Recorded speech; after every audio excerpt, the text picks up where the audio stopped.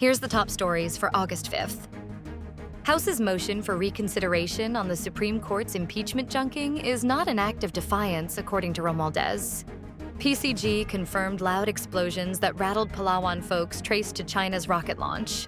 Senators Pangilinan and Hontiveros urged the Congress to terminate presidential powers to adjust rice tariffs. Philippines and India upgrade their ties to strategic partnership. LPA enters the Philippine area of responsibility and may bring rains in the coming days, according to PAGASA. Not an act of defiance, but one in keeping with constitutional stewardship.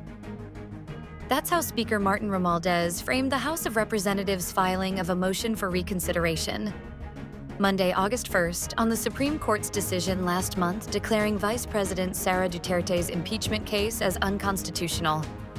The impeachment complaint, which the High Court voided due to a technicality, emanated from the House last February 5th.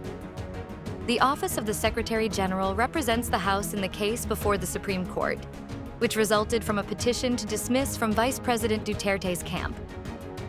Romualdez went on to highlight key points in the filed motion, foremost of which is the House's assertion that the impeachment rap that it transmitted to the Senate last February didn't violate the one-year bar rule. Romualdez said the 300-plus strong House initiated only one proceeding, the February 5th complaint that met the one-third threshold. The particular complaint was signed by at least 215 Solons. The three other impeachment raps filed in December 2024 weren't acted upon by the House and ended up getting achieved. 5 loud explosions that triggered panic among residents in Palawan were connected to the rocket launch conducted by China, the Philippine Coast Guard confirmed Tuesday, August 5th. The series of explosions described as booming sounds was heard by residents in eastern Palawan on Monday night, August 4th. A visible condensation trail was also observed in the sky by the residents, consistent with rocket exhaust or propulsion. In an earlier advisory, the National Disaster Risk Reduction and Management Council cautioned the public for the possible falling of debris from the People's Republic of China's Long March 12 rocket scheduled for launch at the Hainan International Commercial Launch Center in Wenchang, Hainan, between 6:14 p.m. to 6:42 p.m. on Monday, to launch low-orbit satellites. Parts of the rocket were expected to drop within 2 identified drop zones, which were located approximately 21 nautical miles away from Puerto Princesa, Palawan, and 18 nautical miles away from Tubataha Reef Natural Park. Senators Francis Kiko Pangilinan and Risa Hontiveros filed Joint Senate Resolution No. 2, asking both the House of Representatives and the Senate to terminate the delegated authority of the President to adjust tariff rates on rice, citing its devastating impact on local rice producers. The joint resolution also seeks to revert the tariff rates on imported rice to the previous level of 35%, from 15% based on Executive Order No. 62 signed by the Executive Department in June 2024, upon the effectivity of the joint resolution. The senators also cited in the resolution that the drastic slashing of tariff rates on imported rice last June 2024 unleashed a flood of foreign grain into the Philippine market, demoralizing farmers as well as destroying their livelihoods.